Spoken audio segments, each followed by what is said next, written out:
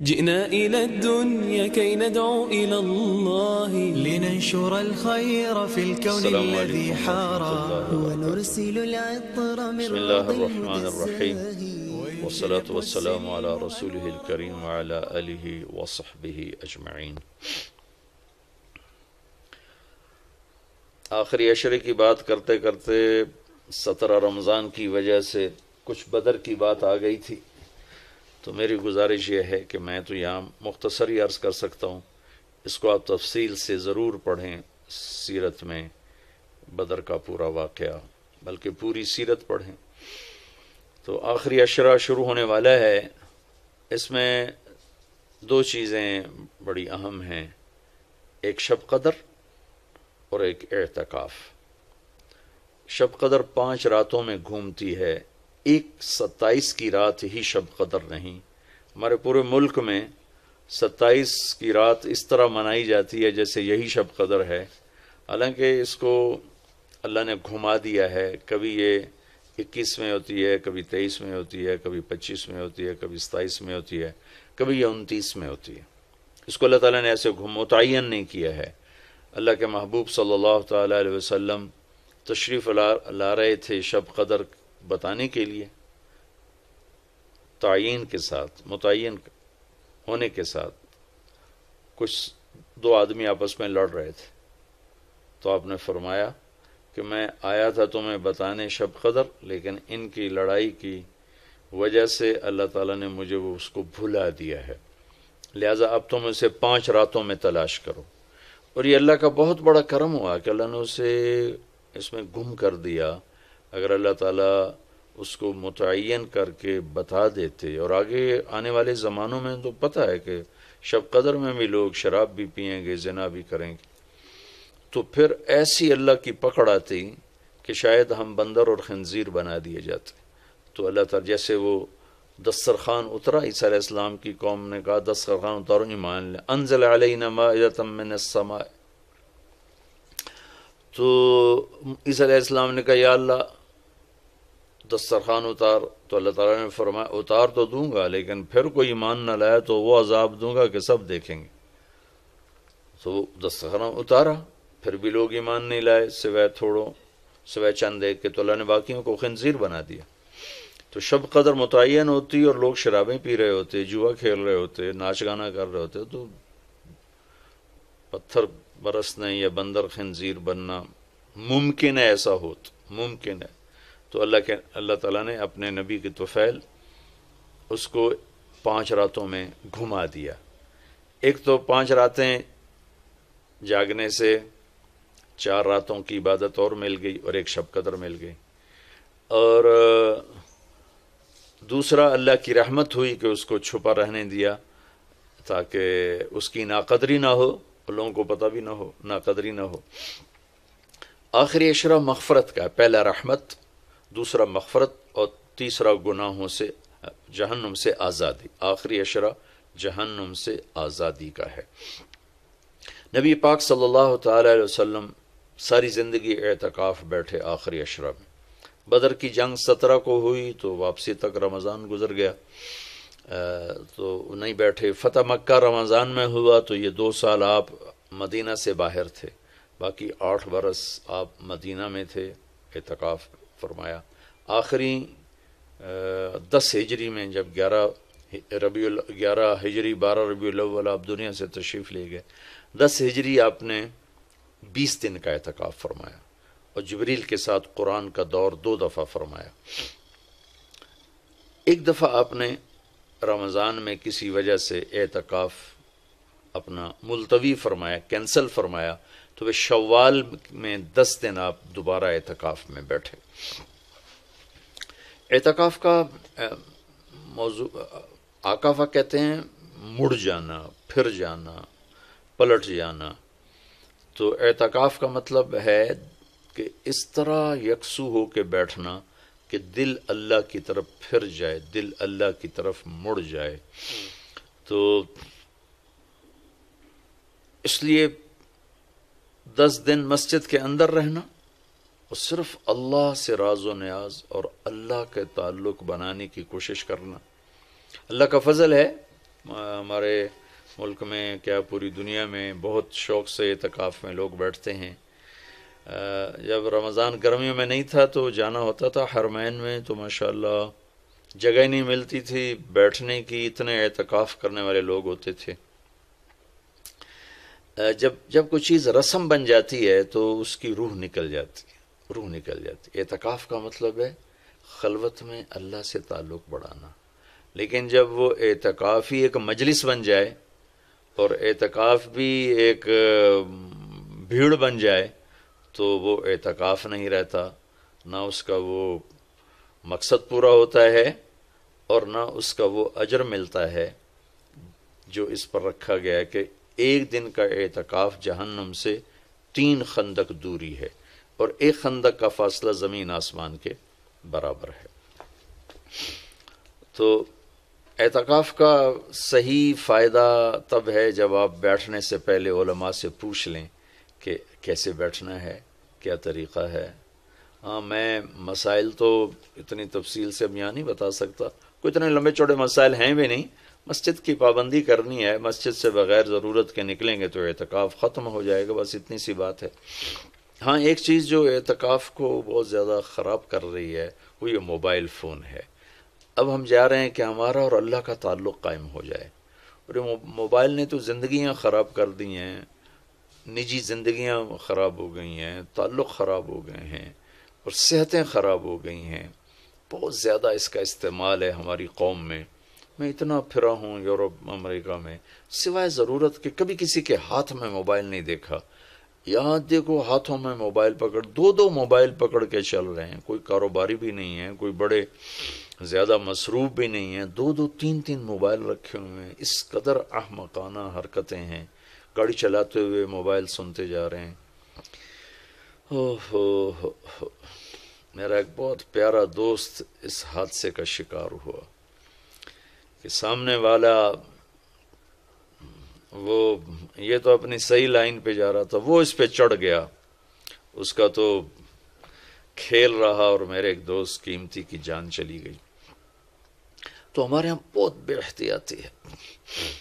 تو کم از کم یہ 10 دن آپ مسجد میں جا رہے ہیں، موبائل گھر چھوڑ کے جائیں، لیپ ٹاپ گھر چھوڑ کے جائیں، اور کئی ویڈیو گیم کھیل رہے ہوتے ہیں، بھائی تو اعتکاف نہ بیٹھ، گھر جا کے بیٹھ جا، اور موبائل پہ لگے ہوتے ہیں، لیپ ٹاپ ساتھ لے کے جاتے ہیں، وہاں کاروباری سلسلے چل رہے ہوتے ہیں۔ یہ کام تو آپ سارا سال کرتے ہی رہے ہیں۔ یہ 10 دن اس لیے فارغ کیے جا رہے ہیں کہ میں ہوں اور اللہ ہو، جب تم میرے پاس ہوتے ہو گویا کوئی دوسرا نہیں ہوتا۔ اس طرح اللہ کے ساتھ تعلق بن جائے، اس طرح اللہ پاک کی محبت نصیب ہو جائے کہ پھر ساری زندگی اللہ ہی اللہ ہو، ہر وقت۔ وَإِذَا احفظ اللہ یحفظک، احفظ اللہ تجدہ تجاہک، اپنے اللہ کو اپنے سامنے رکھ، اللہ تجھے ہر وقت اپنے سامنے رکھے گا۔ ہم تو ہیں ہی اللہ کے سامنے، ہر وقت اللہ کو تو اپنے سامنے پائے گا۔ اعتکاف میں بھیڑ اور رنگ برنگے کھانے اور لمبے چوڑے دسترخوان اور بے حساب افطاری سحری، یہ ساری چیزیں اس کی روحانیت کو ختم کرنے والا۔ میں یہ نہیں کہتا کہ اس کا اجر انشاءاللہ ملے گا، لیکن ایک نوجوان ماشاءاللہ اکثر نوجوان، یہ فیصل مسجد اسلام آباد میں تو سینکڑوں لوگ اکٹھے ماشاءاللہ اعتکاف میں بیٹھے ہوئے ہوتے ہیں۔ تھوڑی جو بھائی اعتکاف میں بیٹھنا چاہتے ہیں، یہ میری چند گزارشات کو ضرور سامنے رکھیں۔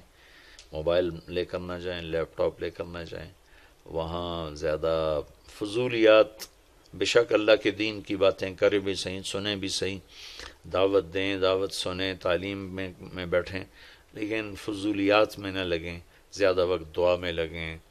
اور اعتکاف والے کے لیے یہ بھی ایک بہت بڑی فضیلت ہے کہ اگر یہ سویا بھی ہو تو اس کی عبادت کا ہی لکھا جاتا ہے، اس کا کھاتا، اس کا سونا بھی عبادت، اس کا کھانا بھی عبادت، اس کا وہاں آرام کرنا بھی عبادت۔ لوگ رات کو جاگیں گے تو ان کا جاگنا لکھا جائے گا، لیکن یہ اعتکاف میں سویا بھی ہے تو اس کا جاگنا لکھا جائے گا، اور 5 راتوں میں 1 رات تو شب قدر ہے ہی، تو انشاءاللہ ضرور نصیب ہو جائے گی۔ تو یہ چند ایک تھوڑے احتیاطیں ہیں، اگر اعتکاف میں برت لی جائیں تو ہمیں اللہ کا تعلق نصیب ہو۔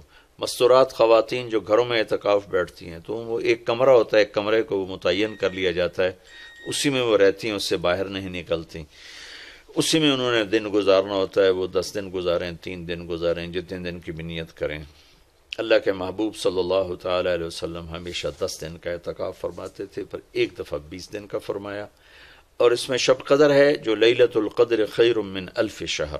ایک دفعہ آپ تشریف فرما تھے اور آپ نے بنو اسرائیل کے 4 انبیاء کا ذکر کیا جنہوں نے 80 سال اللہ کے راستے میں جہاد کیا، تو صحابہ نے کہا بڑے غم سے، یا رسول اللہ ہماری تو عمریں ہی 80 سال نہیں ہوتی، تو اللہ نے اسی وقت یہ آیت اتاری، لیلۃ القدر خیر من الف شہر انا انزلناہ فی لیلۃ القدر وما ادراک ما لیلۃ القدر لیلۃ القدر خیر من الف شہر، کہ میرے محبوب ہم آپ کی امت کو ایک رات دیتے ہیں جو 80 سال سے زیادہ بہتر ہے، 1000 مہینوں سے زیادہ بہتر ہے، تو 1000 مہینے تو 80 سال سے بھی زیادہ بن جاتے ہیں۔ تو کوئی خاتون، کوئی مرد، کوئی عورت، کوئی بچہ بچی، بوڑھا جوان، ایک رات، وہ 5 راتیں ہیں۔ آج کل تو ہمارے بچے سوتے ہی نہیں ہیں، ایسے وہ کمپیوٹر الٹے چل گئے ہیں کہ راتوں کو جاگتے ہیں، دن میں سوتے ہیں۔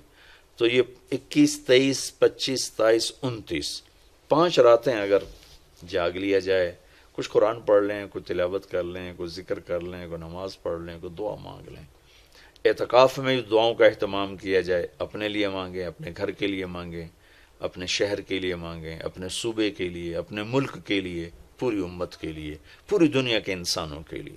ساری دنیا کے انسان، 700 کروڑ انسان ہمارے انسانی بھائی ہیں، ہمیں ان کے کفر سے نفرت ہے، ان کی ذات سے نہیں، ہمیں ان کے جرم سے نفرت ہے، ان کی ذات سے نہیں، ہمیں مشرک کے شرک سے نفرت ہے، اس کی ذات سے نہیں، ہمیں شرابی کی شراب سے نفرت ہے، اس کی ذات سے نہیں، ہمیں ظالم کے ظلم سے نفرت ہے، اس کی ذات سے نہیں۔ اللہ ان سب کو ہدایت دے دے، یہ جنت میں چلے جائیں تو ہمارا اس میں کیا نقصان ہے؟ وہ جنت میں جائیں گے، اللہ کے نبی خوش ہوں گے، اللہ بھی خوش ہوں گے۔ وہ جہنم میں جائیں گے تو اس میں ہمارا کیا نفع ہے؟ تو ہم تو سب کی ہدایت کی نیت کریں اور سب کے لیے دعا مانگیں، پھر جن کے مقدر میں نہیں ہے تو خود ہی اللہ کا غیبی نظام ان کو صاف کر دے گا، جن کے مقدر میں ہے اللہ تعالیٰ ضرور ان کے لیے خیر کے فیصلے فرمائے گا۔ تو دعاؤں کا اہتمام کیا جائے، اور خاص طور پر اس ملک کے لیے، یہ ہمارا دیس ہے، ہماری پناہ گاہ ہے، لیکن ہمارے اپنے ہاتھوں یہ لٹ گیا ہے، پٹ گیا ہے۔ سازشیں ہیں، فلاں کی سازش، فلاں کی ہوتی ہوں گی سازشیں، دنیا سازشوں کی جگہ ہے اور دنیا مکر و فریب کی جگہ ہے، لیکن میں تو یہی کہتا ہوں تو ادھر ادھر کی نہ بات کر، یہ بتا کہ قافلہ کیوں لٹا، مجھے رہزنوں سے گلا نہیں، تیری راہبری کا سوال ہے، دل کے پھپھولے جل اٹھے سینے کے داغ سے، اس گھر کو آگ لگ گئی گھر کے چراغ سے۔ پورے ملک کی بددیانتی کس کی سازش ہے؟ پورے ملک میں جھوٹ یہ کس کی سازش ہے؟ پورے ملک میں ظلم و ستم، قتل و غارت یہ کس کی سازش ہے؟ پورے ملک میں فرقہ واریت کی نفرت یہ کس کی سازش ہے؟ پورے ملک میں زنا کے اڈے یہ کس کی سازش ہے؟ پورے ملک میں جوئے شراب کے اڈے یہ کس کی سازش ہے؟ دفتروں میں رشوت، بدعنوانیاں یہ کس کی سازش ہے؟ زمینوں پہ قبضے یہ کس کی سازش ہے؟ عدالت کا بک جانا، وکیلوں کا بک جانا یہ کس کی سازش ہے؟ سیاستدانوں کا بک جانا یہ کس کی سازش ہے؟ تمام طبقہ، علماء کا بک جانا، تاجروں کا بک جانا، ذمہ داروں کا بک جانا کس کی سازش ہے؟ اپنے ہی لگائے ہوئے زخم ہے۔ اس ملک کے لیے ضرور دعا کریں۔ اللہ کے نبی بھی مکے کے لیے دعا فرمائی، مدینہ کے لیے دعا فرمائی، انصار کے لیے دعا فرمائی، اپنے خاندان قبیلے کے لیے دعا فرمائی، اولاد کے لیے دعا فرمائی۔ تو دعاؤں کا اہتمام فرمائیں، بہت بڑی عبادت ہے دعا، بہت بڑی عبادت ہے دعا۔ اور دعا کا طریقہ یہ نہیں ربنا آتنا فی الدنیا، دعا کا طریقہ یہ ہے کہ پہلے اللہ کی تعریف کریں، پھر اللہ کے نبی پر درود و سلام پیش کریں، پھر اللہ سے باتیں کریں، بات کریں، یا اللہ تجھے تو پتہ ہے میرے ساتھ یہ ہوا، میرے ساتھ یہ ہوا، میرے دیس کے ساتھ یہ ہوا، میرے صوبے کے ساتھ یہ ہوا، ہمارے ساتھ ہمیں یہ مصیبت پیش آئی، یہ مشکل پیش آئی، اور تیرے سوا کوئی کرنے والا نہیں۔ اللہ سے باتیں کرو، منت کرو، خوشامد کرو۔ یہ دعا کا وہ طریقہ ہے جو میرے اللہ کو پسند ہے۔ ہم شروع ہو جاتے ہیں ربنا آتنا فی الدنیا، کچھ رٹی رٹائی باتیں ہیں. ایک بات یاد رکھیں، دعا الفاظ کا نام نہیں، دعا کیفیت کا نام. دعا الفاظ کا نام نہیں، دعا کیفیت کا نام. ہمارے ماحول ہے جی میرے لیے یہیں دعا کر دیں، میرے لیے ہاتھ اٹھا دیں، میرے لیے ہاتھ اٹھا دیں. ہاتھ اٹھوائے نہیں جاتے، وہ دعا کروائی نہیں جاتی، دعا لی جاتی. وہ اندر کی کیفیت کا نام دعا ہے.